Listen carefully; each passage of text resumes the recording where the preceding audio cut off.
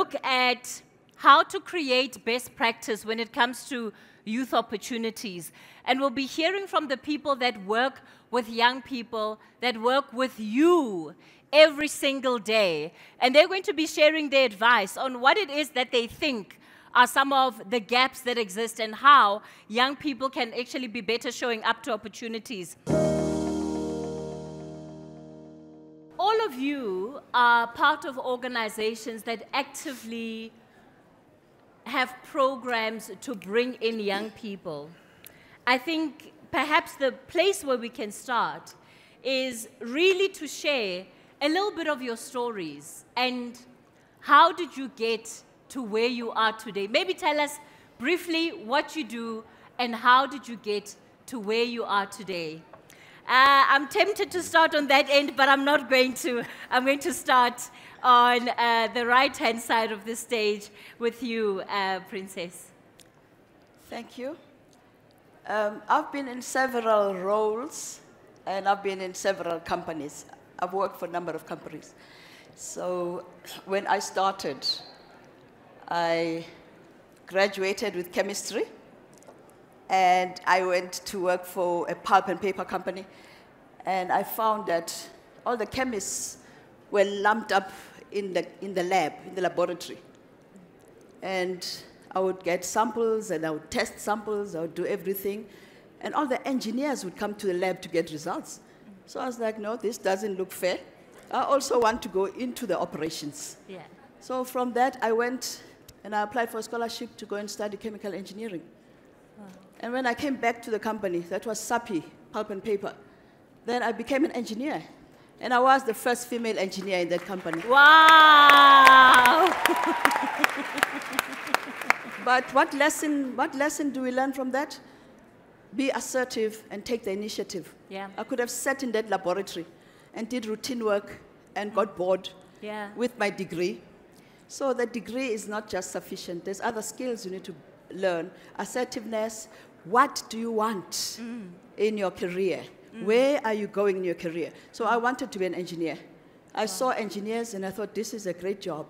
And so I went into the pulp and paper, and there was the next lesson, there was an old man. Sorry, I have to say an old man. Because at that time I was young, and there's a reason why I'm saying old. So he was the pulp and paper manager. I made friends with that man.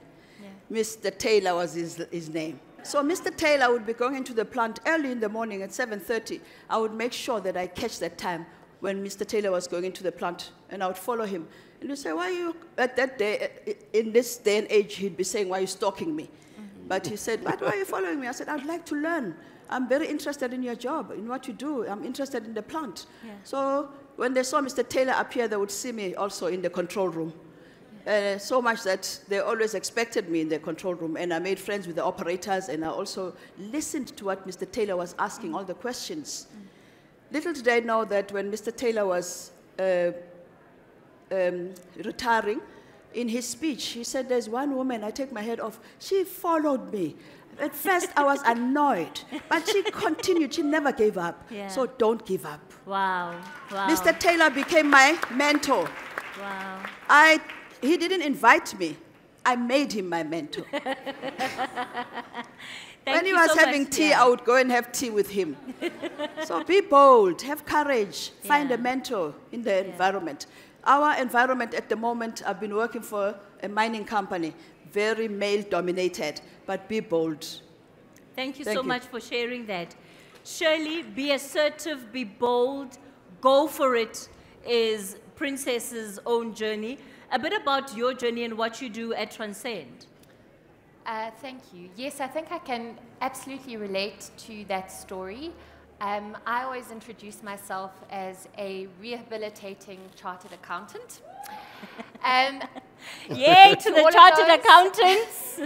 It's not an easy journey, it's a long one. And when I got there, it just felt like it wasn't for me. I take my hats off to all of you studying that route in finance and e-commerce. We need you.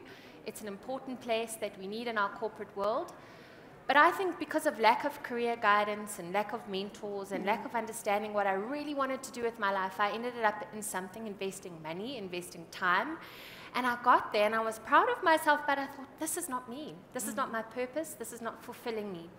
So I was clawing my way out of this big, dark numbers hole. And I said, well, I don't have any other opportunities on my step, so I had to go and make them. And so I looked at the executive committee of our auditing firm back then, and I picked the tallest guy. And I said, I'm going to go make you my mentor. Exactly the same story. And so I approached him. His name was Mr. Bashel. And I knocked on his door, and he said, why are you here? I said, because you're the tallest person in the firm, and I want to come and work with you because I know the type of work that you're doing. It's not auditing, it's not accounting, and I want to be a part of it. It's a purpose-driven role. So he said, well, chart the course, make it happen. And so what he was involved in is, and he believed in, under 30s are the people that are going to shape the future of our country. Yeah. And he said, round up 30 young people under 30, make them read the National Development Plan, and come forth with a plan on how you guys are going to make an impact. So this wasn't my career. This we did off the side of the desk, but it was one of the most exciting projects that I was involved in. And I knew it's a space where I wanted to be. I think a lot of us are anesthetized to the circumstances we live in. We've become used to it. And that sense of apathy is dangerous. If we want our future of this country, of our individuals, of our family, of our friends to go in a certain direction, we need to take agency and be a part of shaping that future. Wow. So I left the firm. I went and tried to find my way with the end goal in mind. I think it's really important that you have the end goal in mind on whatever venture you choose. And I ended up, and I've been with Transcend for the last 10 years. And I think I've met a lot of you at the stand. I purposefully spent a couple of hours engaging with you. But you give me energy. You are the future. And we try and find the right opportunities for youth with the right corporates in job readiness programs, internship programs, study programs, funding programs. It's so important to put the right person in the right role. Sure. I believe that you can plant a seed, but unless that seed is planted in the right soil and gets the right nutrition and the right amount of water, it's a perilous exercise. And so we've taken responsibility at Transcend to make sure that that seed gets the right nutrition and guidance and shape for it to be the best it can be to self-actualize. So that's where I am now, and what I hope to achieve out of engaging with you today. Thank you so much for that, Shelley.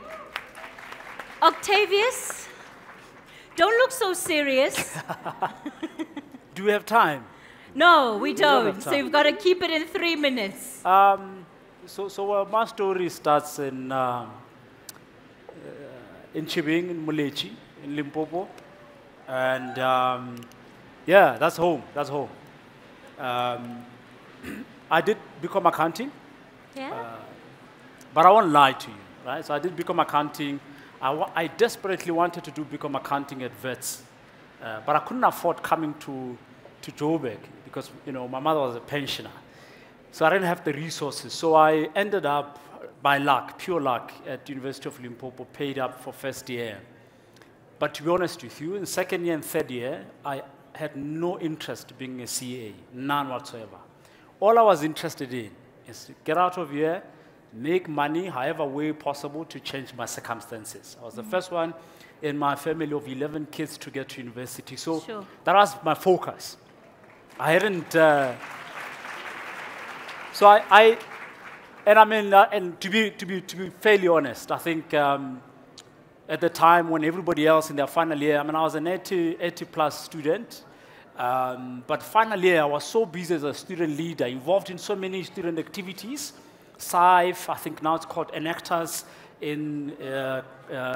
I had Enactus, yeah, super involved in it, and then I failed my tax final year, 302. And I went to the professor of School of Economics, and I said, you know, it's not because I can't really perform or pass, it's because I was representing the university and so many student activities all over in Joburg. So can I sit down for a retake in March? He said, cool. I went and reset for that exam and I passed. But before I even said, I'd already gotten a contract, employment contract from Accenture, because everybody was applying for to do their articles. I said, guys, I'm not prepared to do an article to pay me 4,000 for the next 2-3 years. I appreciate those that do it, but me, where I come from, we're poor, so I need money now. I don't mean need money tomorrow, next year, the other year. I need now, today. So the contract came, it was 11,570. I'm 21. I'm seeing this contract. They're saying you're starting on 1 February 2007. So I failed. So I can't start now because my degree is not done. I'm not graduated. So I go and beg the school. I say, guys, come on. This contract is waiting for me in Joburg, right? So can I sit for exam? Don't tell them. I just need to sit for exam in March, pass, and then go back, give them a transcript that shows I'm graduating in September so that there's no noise, right? Then I called HR at Accenture. I said, there was a lady, Mabatu Yankees. I call her, I say, Mabatu, listen, there's a problem. Ne? I'm excited. I'm looking forward to coming to start, in February 2007. I'm excited. I'm ready to go. But there's a bit of an issue situation. Like it's a situation here and there. So how about, we start in September? She says, why? She says, my sister, listen, I failed one subject. Ne? But look, my other subjects, distinction, this one, there's a reason. She says, you know what, don't worry.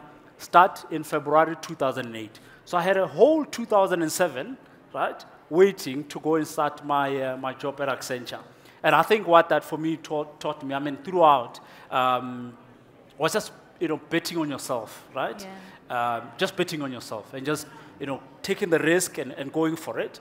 And from there on, I spent almost 5 years in Accenture. And my other interest of wanting Accenture was because in the university, there was an advertisement of Tiger Woods.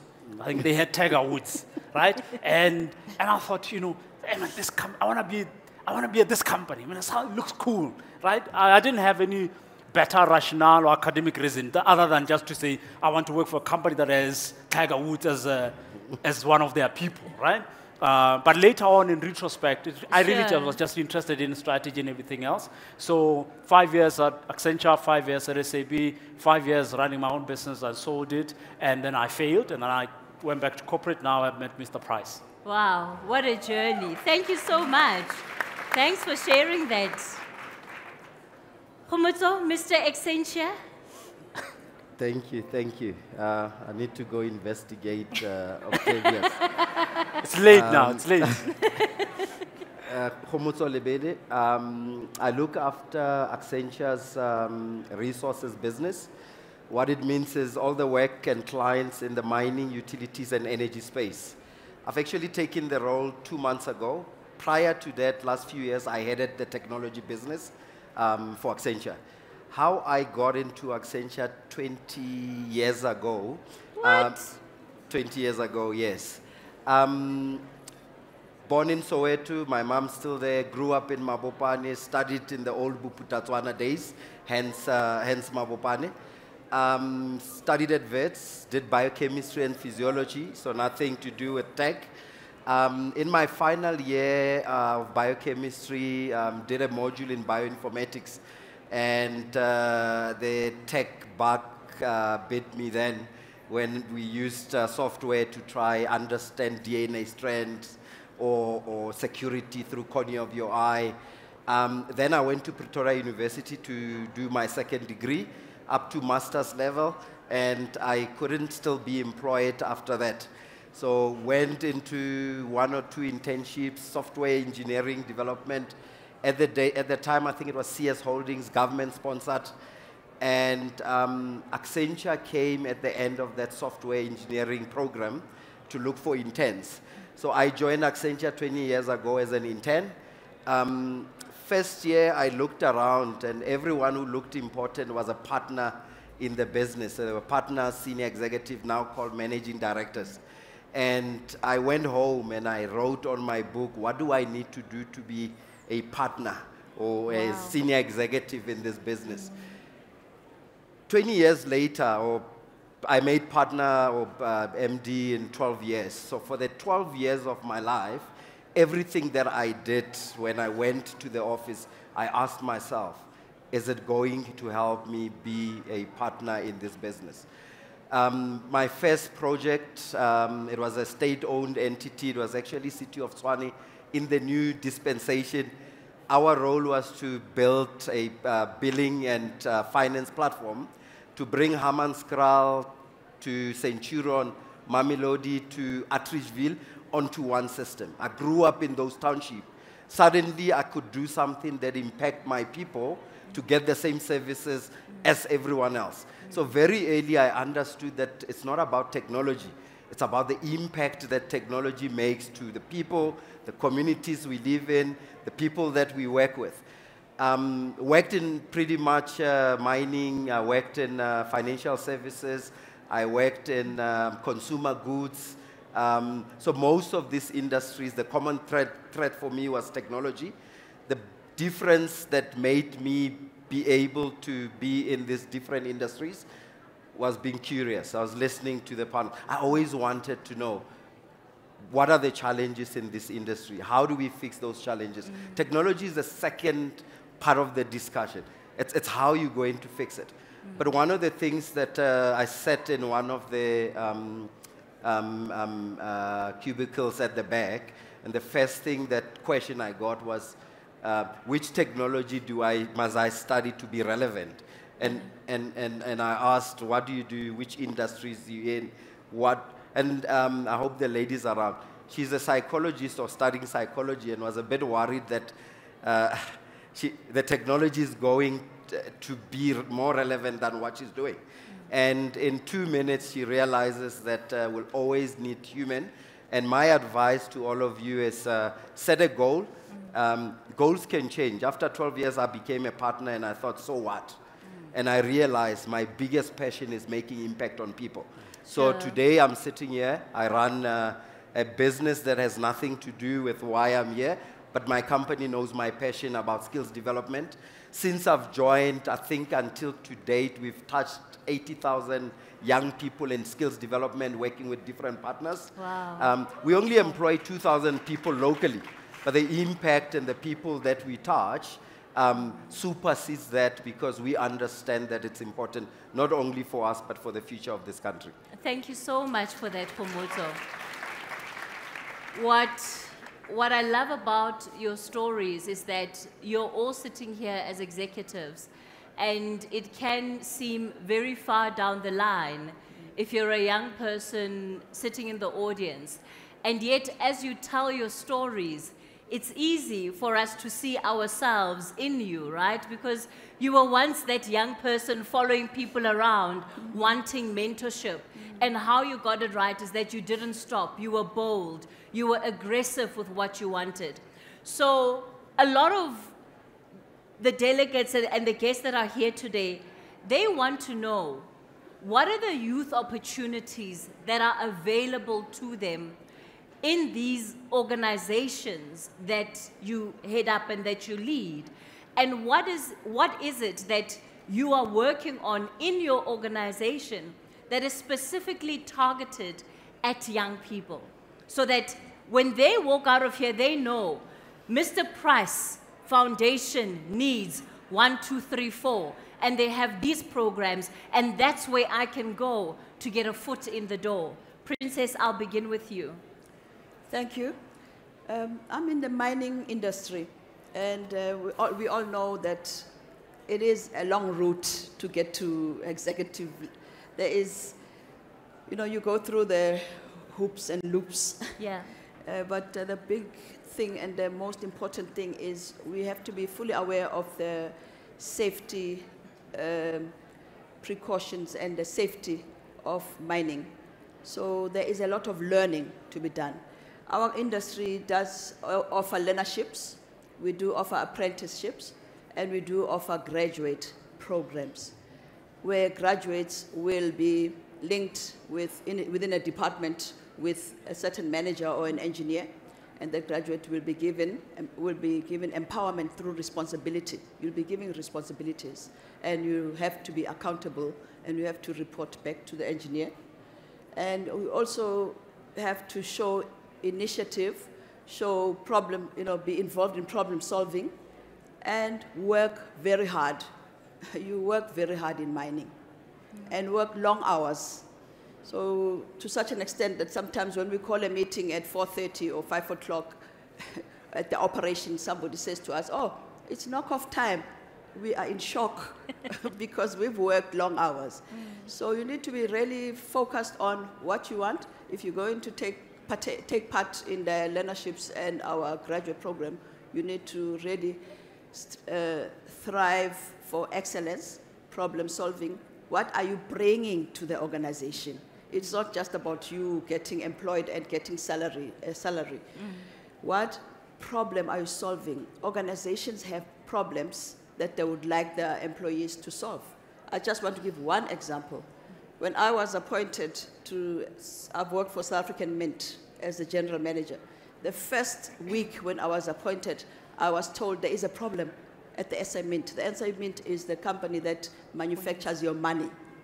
And I was in the circulation coin. So I just want to paint an example. So my first week, there was a problem. So I, as the general manager, had to organize a team of project management, and I said, we're going to project manage to solve this problem.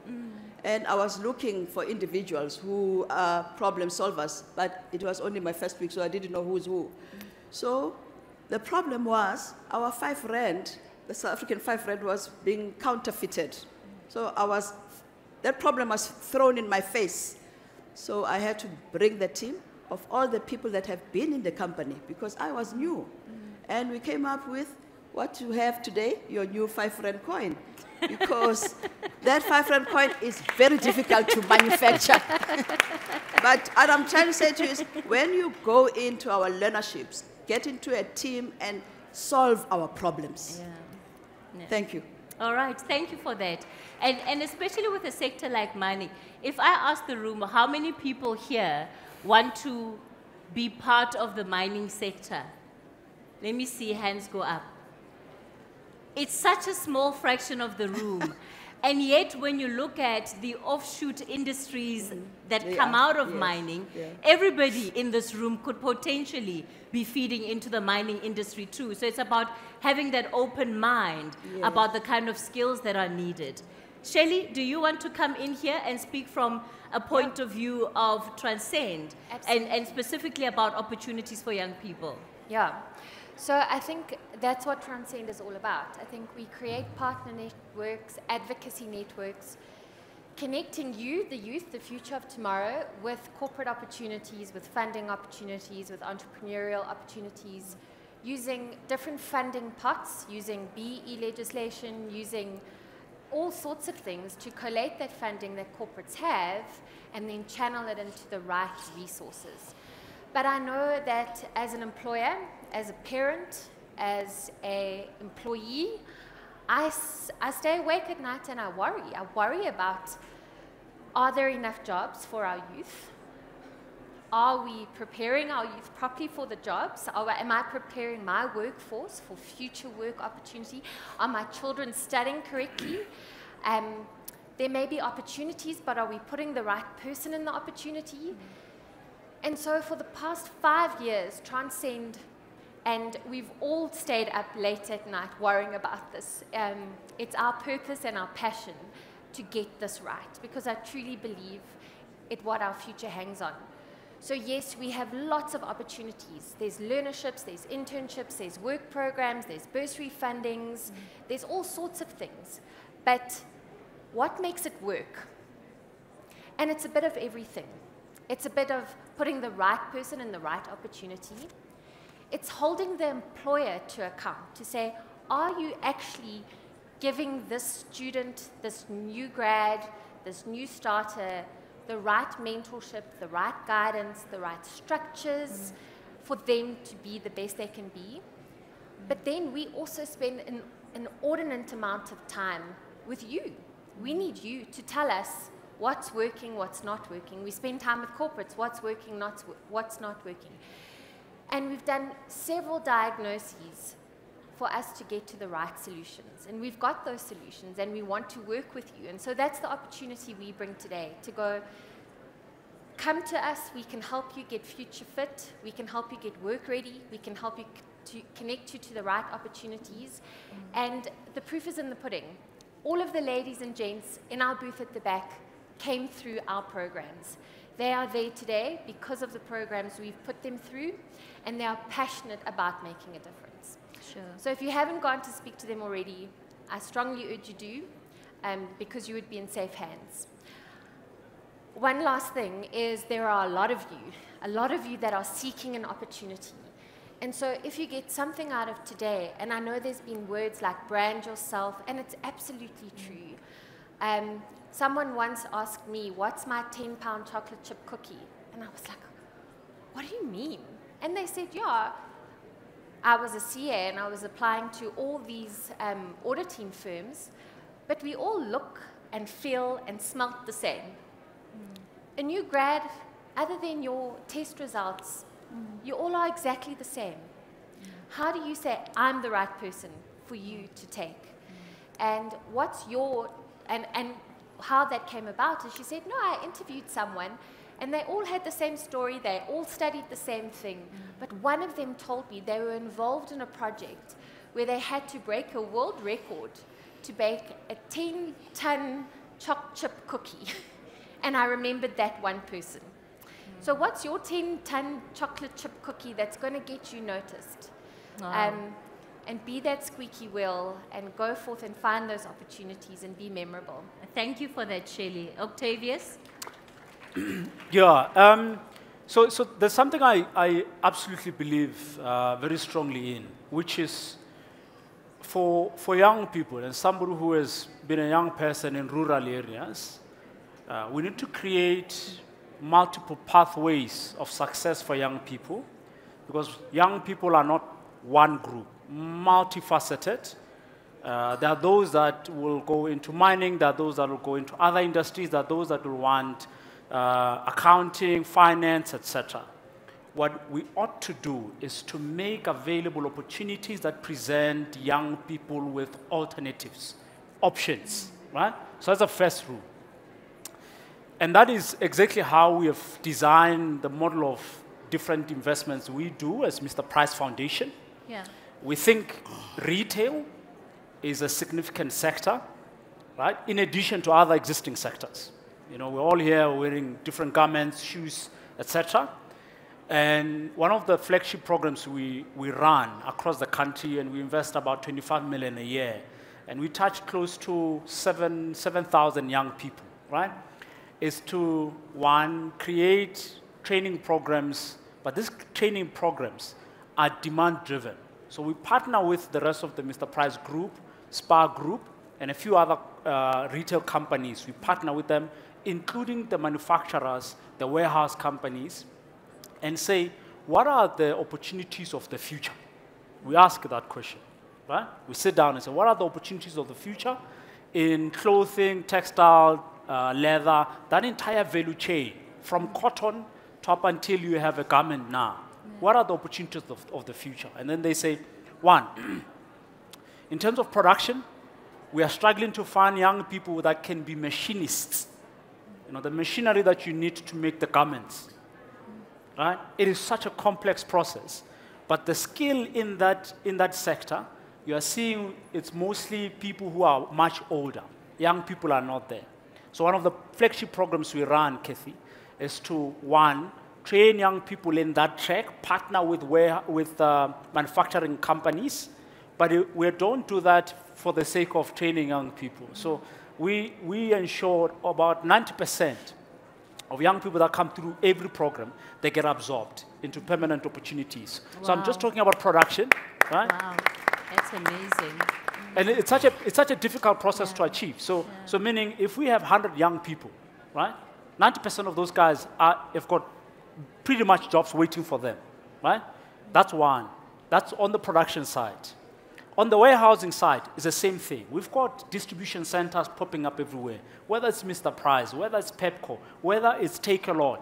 In that distribution center, there are so many skills that are highly technical that are requiring, and I just think are not visible to as many young people. So what we have done, we partner with the DCs and say, colleagues, what are the skills of the future that you need now and in the future for young people to really think about? I'll mention one, which is a process engineer, right? Now, you walk into a DC, you order on the Takealot or you on our e-commerce platform, you order, you get your package at the gate. And then there's a whole system behind it, people who are moving this thing, and you need engineers, you need process engineers who are going to come and say, this is how you do it, this is how you optimize it, this is how you design it. And that's the program that we also need. In fact, when we trialed the program, we struggled to find young people who could join that program. And by the way, there are stipends, right? And we struggled to find pipeline. And I think it's such a pain point because those opportunities are massive opportunities. And I'm talking, the entry job will probably clear anything between 20 to 25,000 salary a month, right? That's on warehousing. Then you've got sales. You've got when you walk into a normal shop, Mr. Price shop, Studio 88. If you walk into John Craig, Mr. Price Sport, Mr. Price Home. All those people there that you find are the guys that come through our programs. Highly technical jobs, experience-based, and I think some of the things that I want young people to really be exposed to is such opportunities. There's so many intricate jobs in the value chain that we would want them to participate. But the entry point or the launch pad is through the programs that we have, right? Thank you if you so came much, through Octavius. that, I think that'll definitely have benefit. I'm going to I know you cut in there. Apologies. We don't have much time left. Khomotso, on the part of Accenture. Thank you, Kathy. Accenture is a management consulting company. We only have one thing to offer to our clients, and it's our people. So we passionate and selfishly so with skills development. So what are we doing? It's multi-pronged. We have the Accenture Education Trust every year where we take students, pay bursaries for them.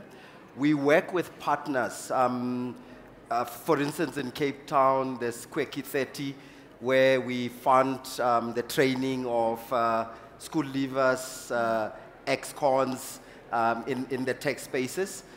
We work with NYDA, we work with Harambee, so we work with quite a number of skill development companies. The Joburg Center of Software Engineering at Wits. We fund UJ with Melinda and Bill Gates Foundation for the Soweto students. We as Accenture globally, we employ 740,000 people globally. We work in 52 countries. Why I want to say this, in South Africa, I can only employ about 2,000 people. The opportunities are not there for everyone. Opportunities are there. Talent is here. South Africa and Africa as a continent, we're the youngest continent. Whether the world likes it or not, the future of the workforce is in this continent. The challenge today that we have, that we acknowledge, is opportunities are not enough for everyone, but are opportunities there? Yes. So what I want to encourage you to do is do your own research. Be clear where you want to go in, who's funding which environment. For instance, we work with all these entities. I love what Octavia said. When you do this program, how many people are you absorbing? So we're also now working hard in challenging business partners to say, let's work together to make sure that we don't only train young people to tick the box. We want to train them, get them job ready. So some of the things that we're looking at is even the current curriculum that our young people are going through.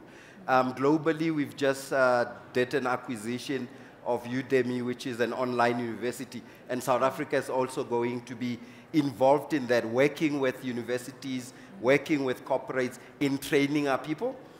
As our economy grows and more opportunities get created, we should be able to absorb you. But the world is hungry for your skills. We've set up a studio in Cape Town for creative guys, where we've built a studio to expose those skills to the global market. Locally, 2 years ago, I set up a Accenture Technology Center. We're currently sitting at 600 people. the aim is also to provide the skills to the outside world to make sure that with the limited opportunities that we have, we don't use or lose the skills that you have. The challenge that we have is we're losing a lot of senior people, and some of the things that we're doing is working with all these entities to make sure that we bridge that skills gap. One of the biggest employers in the country is actually the SMMEs. So we have a strong enterprise supplier development program, which I happen to sponsor as well, where we work with quite a lot of young people who start their own entities, and we make sure that when we go do the jobs that we do for our clients, a certain percentage is with these entities that we incubate, that we work with, because we acknowledge that we cannot absorb everyone. But the challenge out there is to the business community. Everyone is trying to play their part, but we can make a biggest difference if we pull together and do it at scale. Absolutely. And that's what we want to do with everyone from an Accenture perspective. Absolutely. We're coming to the end of our session, and in 30 seconds for each of you, I know it's not a lot of time, but it's an important question that has been asked here. It's how do we sell ourselves properly to corporate without coming across as desperate? Because the reality is that people are desperate for jobs. How does one do it in a way that is acceptable, is professional? I'm giving you 30 seconds. Khomotso, I'm going to start with you. I think what's very important is be authentic. There's people who by nature are extroverts, they're out there. Don't hold yourself, be yourself. But what's very important is always think about what are you going to bring. I always say to my youngsters, always bloom where you are planted. So for me, what's very important is be curious, listen, and see where you can play a part. I would hire someone who has the energy, the passion, and want to learn, and we learn together. I said 20 years ago I was an intern. I knew nothing about IT. Today I've led a tech business for a global firm. So thanks for that, Khomotso. Octavius? I think it starts with being authentic, like Khomotso is saying, but also knowing your why. I think a lot of us go through life and we realize the importance of understanding and crafting what our why is so late in life, right? And then we miss out a lot of opportunities. I think the power that comes with understanding and knowing our why makes it fairly acceptable when we lose out on opportunities, because they don't maybe associate, or they don't attract us, or they don't, rejection also, it becomes easier to accept it, because this is who I am. I want this opportunity because I want to build a career in IT, I want to build a career in retail, I want to build a career in mining. What is your why? Because that's what I'm passionate about. And once we know that, I think it will be easier to have a conversation on par without looking and coming across as desperate. Thank you, Octavius. Shelley? So I think when you engage with corporates, a tip that I would give you is don't be afraid to ask.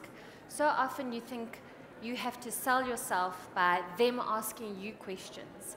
I think what impresses the other side of the table is when you are curious, you've got intelligent questions, you've done your research, you understand what they're looking for, you've walked in their shoes, and if you don't know, ask. Because it's amazing how much you can learn when you listen and you ask. And I find that when we put our students forward in front of corporates, when they actually listen to what the interviewer is saying and they ask, but what do you want from me in the first 3 weeks that I'm in this position?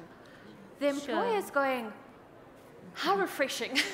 Let me tell you. Yeah. And it becomes a whole different world that you open up. So don't be afraid if you don't know anything. That's not going to be a limiting factor in selling yourself. Be curious, be proactive, be resilient, and ask the right questions. Thank you, Shelley. Princess, 30 seconds. Watch the time. Okay. Yeah, I think I'm going to say exactly what Shelley said. Research about the company. If I was interviewing you and you were telling me what ARM is doing and what fascinates you, because one of the questions we ask you is, what is appealing to you about our company? Why do you want to come to us? So research and tell us why it's so interesting. ARM is interesting to you and what you're going to bring to the table.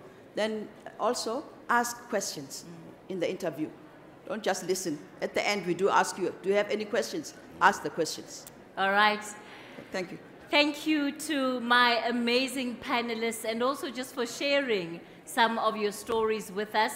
You've heard the different organizations that they were throwing out there. I hope you were taking notes of the names of those companies. Go onto their websites, apply, apply, apply. Please let's give them a warm round of applause.